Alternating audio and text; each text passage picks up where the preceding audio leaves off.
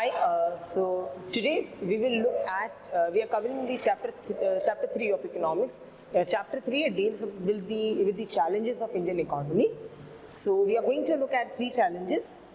Alright, and in this video we are going to look at challenge number 1, which is inflation. So starting about the challenges of Indian economy, this is the chapter name. Now, talking about the challenges of Indian economy, there are 3 prominent challenges which Indian economy is facing. One is, the first is inflation, second is poverty, third is unemployment. In the previous chapter, you might have heard about poverty and unemployment because we have said that India's economic growth is slow because of poverty and unemployment. Alright, so you might have some idea about the poverty and unemployment. Now in this video, we are going to look at the inflation. So what is inflation?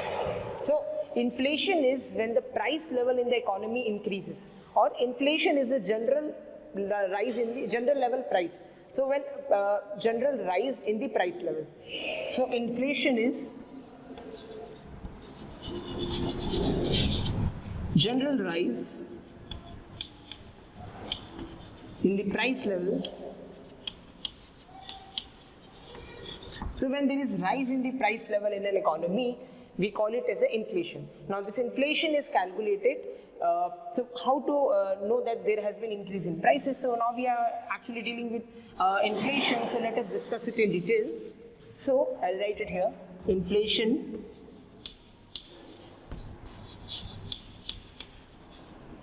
which is general rise in the price, general price level increase, or whatever you say.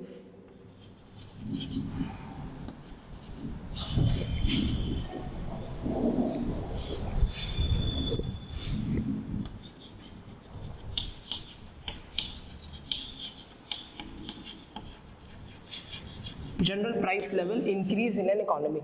So when inflation takes place, what we do is we compare the price in the year 2019 with the price which prevailed in the year 2018. So if suppose cost of milk was rupees 20 in 2018, now in 2019 the same milk cost rupees 22. So what we will say, कि 2018 में we got the milk at rupees 20, in 2019 we are getting the same milk at rupees 22.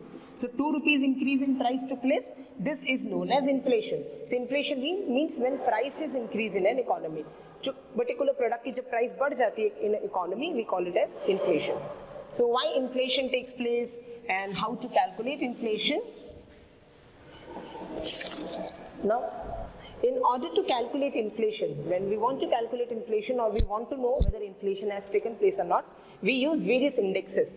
One is, so calculation of inflation.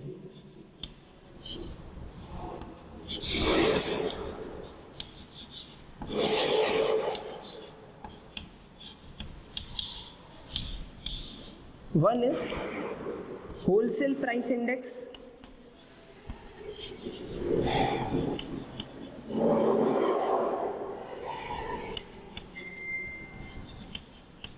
Then you have consumer price index, consumer price index, and then you have producer's price index.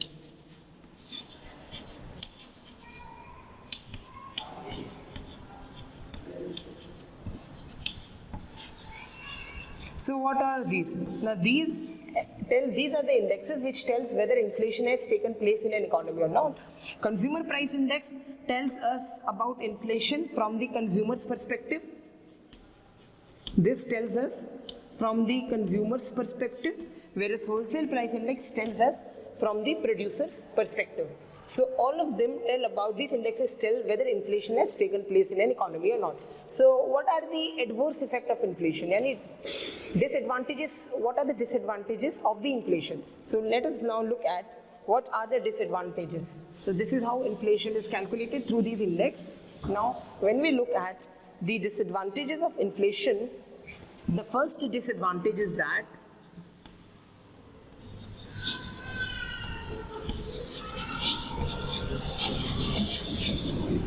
first disadvantage is fall in value of currency.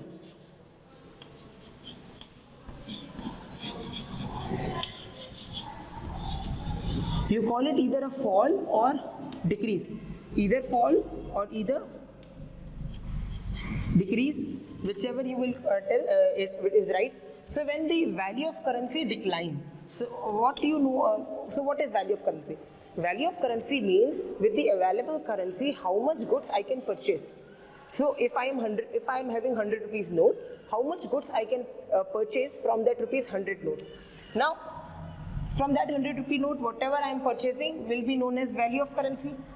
Okay, but if inflation is increasing, agar prices बढ़ जाएगी, then from the same 100 rupees good, I won't be able to purchase the earlier goods because अब prices बढ़ गई है, so I won't be able to get the goods at the same rate, so I will have to pay more. So in that case, what happened? The value of the currency declines. So value of currency falls. So first is fall in value of currency. Second is rise in poverty. Poverty means गरीबी, हमने already देख रखा है. So rise in poverty. So this also happens during inflation. So poverty increases because now people have to spend more and more on purchasing goods and services. And when such things happen, they are left with little income to support their other needs. Then the people have to work harder and harder, etc. And because of the rise in inflation, they are left with lesser income. And this pushes them in the poverty trap because they don't have enough income to support their family needs.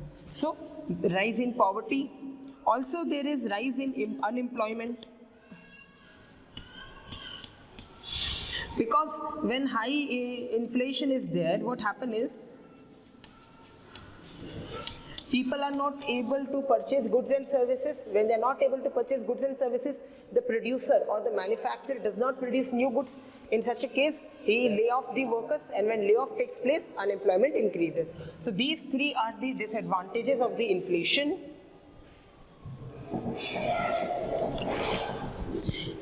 It also affects, so apart from these three are prominent, apart from that, it also affects the economic growth. It reduces the economic growth because when production won't take place, when poverty is high, economic growth also decreases. So these are the few adverse effects of inflation. Now, why inflation takes place on the first time? So we will study why inflation takes place. So, talking about the causes of inflation.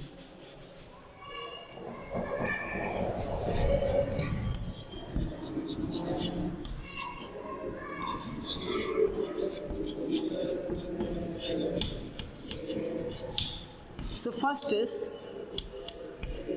when money supply increases or increase, you tell it increase in supply of currency.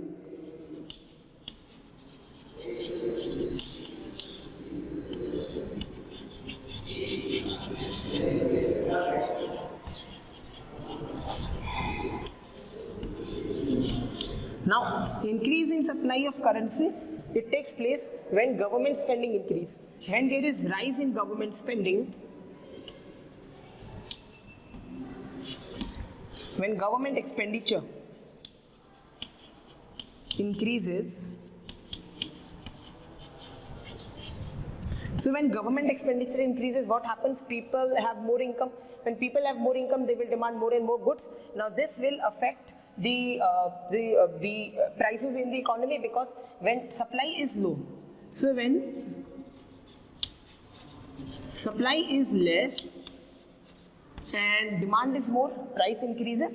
So price increases, and so when supply of money increases, when government expend more and more, when government expenditure is high, people have high income. When people have more income, what happens? They demand more and more goods. So increase in supply of currency takes place when government expenditure increases. Now because of that, money is directly in the hand of people. When people receive, because government expenditure is in roadways, railways, social sector, in education, healthcare services. When government takes such projects, the laborers are hired, they are paid wages. When they are paid wages, they have high income. Okay, and they demand more and more goods and services, and so prices rises. So first is increase in supply of currency. Second is slow growth of output.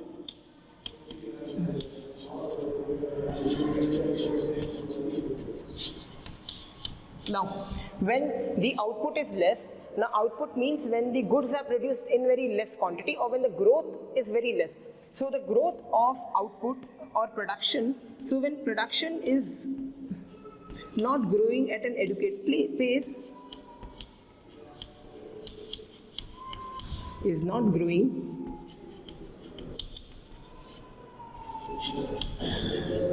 at an adequate pace, then supply is affected. So when production is not growing at an adequate pace, means the growth of output is not much, so the supply gets affected. Alright, the supply gets affected. So the supply of goods is less. When supply is less, so when supply is low, so when supply is low and demand is high, so what will happen? Prices will rise. Alright, so when slow growth of output, now in India the output growth rate has been slow. In agriculture sector as well as in industrial sector, the growth rate of output has been low, and this has affected the inflation, and this has led to rise in inflation because the price level are increasing because of low supply. The third will be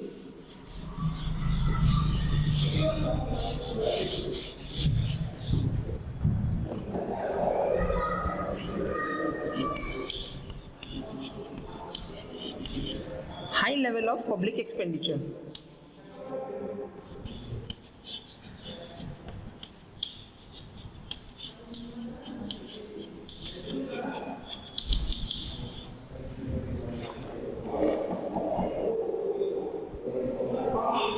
Now, usually in the first part we have seen about that the money supply increases because of the excessive government spending, also the loans which are given by the government. Now here, when public expenditure increase and they are at higher level, for example, a government is spending say 1 lakh crore or say 1 crore on say roadways or railways, which is not required but government is still doing. So what happens? When unnecessary expenditures are done, so higher level of public expenditure when unnecessary expenditures, okay, leads to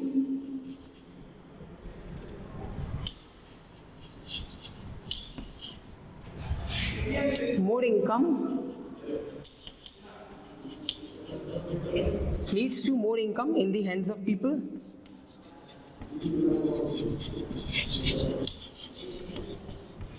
So, unnecessary expenditure by the government, okay, leads to more income going in the hands of people. So when, because of the unnecessary public expenditure, people have high and high income and then they demand more in goods and services, but supply is low, so price level increases. So in a proper manner, it will be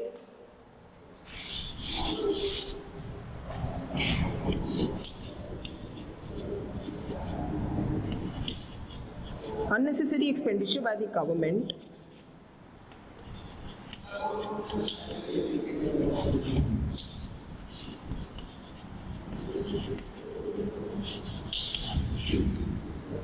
leads to, so unnecessary expenditure by the government leads to more and more income going in the hands of people, leads to more and more income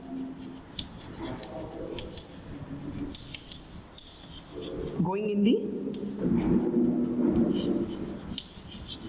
hands of people. Now when people have high income, okay, they demand more and more goods. So high income leads to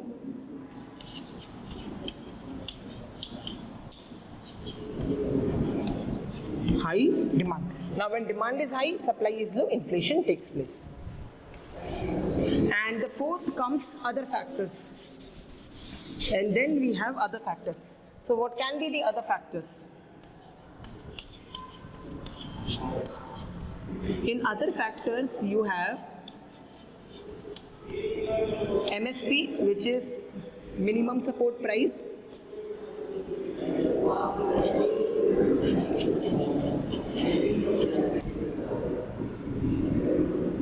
You have minimum support price.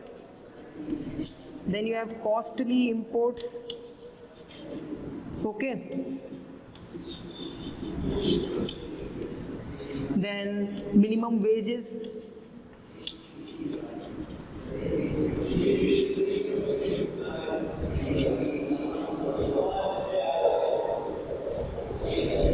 Obstacles in industrial production.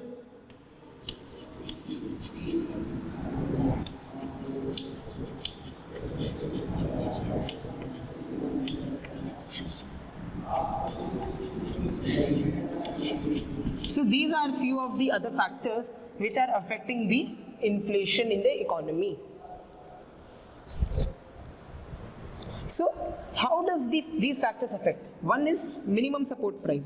So in minimum support price, government says that, or puts the ceiling limit, or says that this is the minimum price, or this is the floor price at which a particular good is to be sold.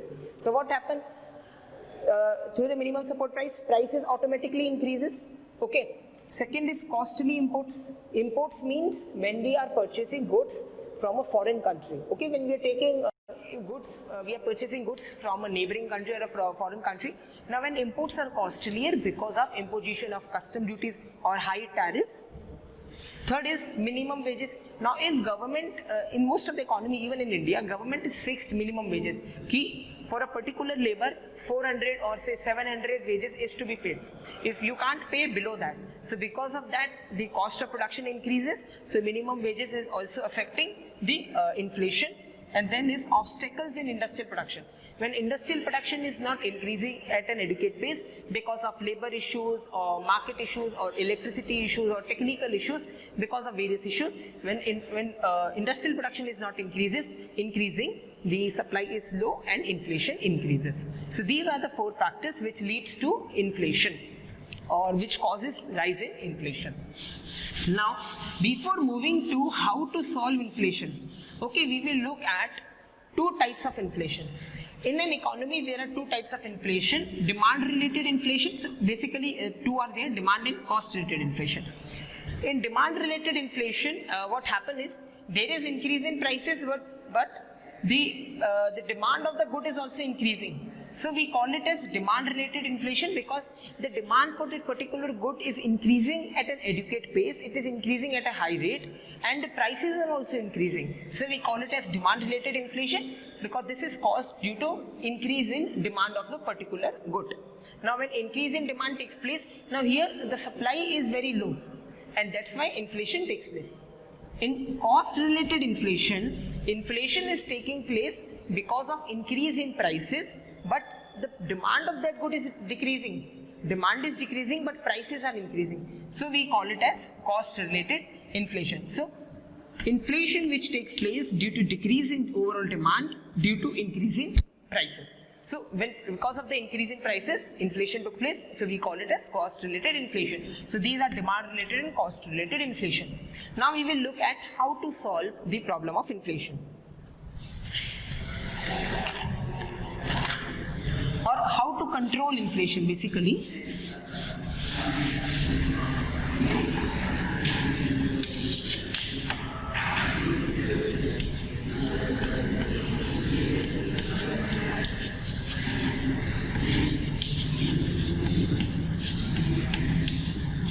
So how to control inflation? Now there are a number of measures. One is monetary measure.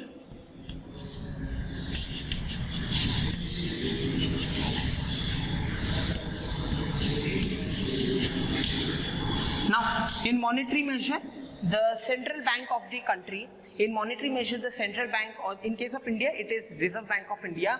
So, it tries to control inflation. RBI or central bank of a particular country. In India, the central bank is RBI. So, in India, the central bank is RBI. When RBI or central bank tends to control inflation,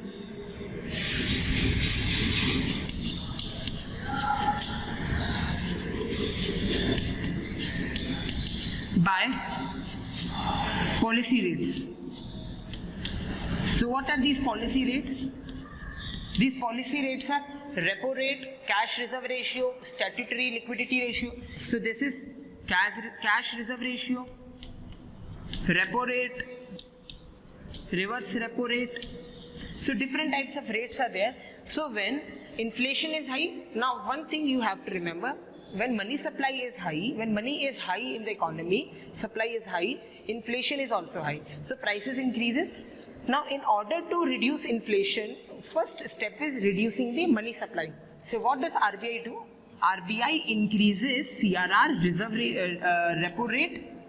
Okay, so RBI increases these rates. Now when these rates are increased and the reverse repo rate is decreased. So what happened when cash reserve ratio and repo rate are increased?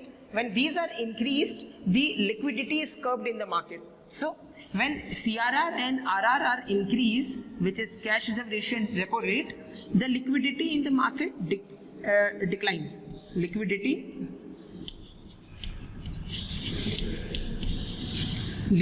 liquidity reduces. Even the reverse repo rate is also, and this reverse repo rate is reduced, is decreased. Okay. When reverse repo rate is decreased, so when all these three changes takes place, the liquidity in the market reduces, so money supply is reduced. When money supply is reduced, people have low income and they cannot demand more and more goods, and so prices automatically comes down.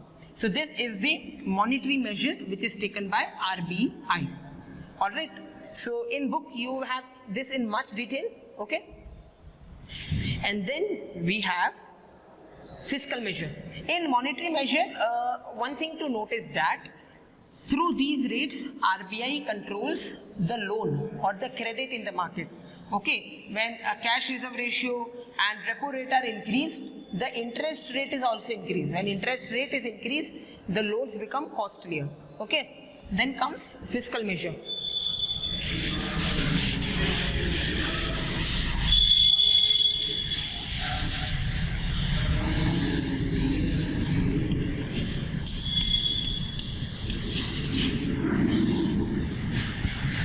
Talking about fiscal measure, in case of fiscal measure, government has tax. So the government or the finance ministry looks at the taxation system. They increase the tax. Okay, they increase tax. They increase both direct and indirect tax. So indirect tax is also increased. So they increase all the taxes. Alright, so tax, direct and indirect taxes are increased. Direct and indirect taxes are increased, so this is fiscal measure. Okay, apart from this, government levies custom duty, etc. Certain duties are levied by the government, which leads to reduce in the money available. So when taxes are increased, people will have lesser income and they cannot demand more and more goods. Similarly, when indirect taxes are increased, the goods will become costlier, so people won't be able to demand. So this leads to, these are the fiscal measure, and the last will be the other measures.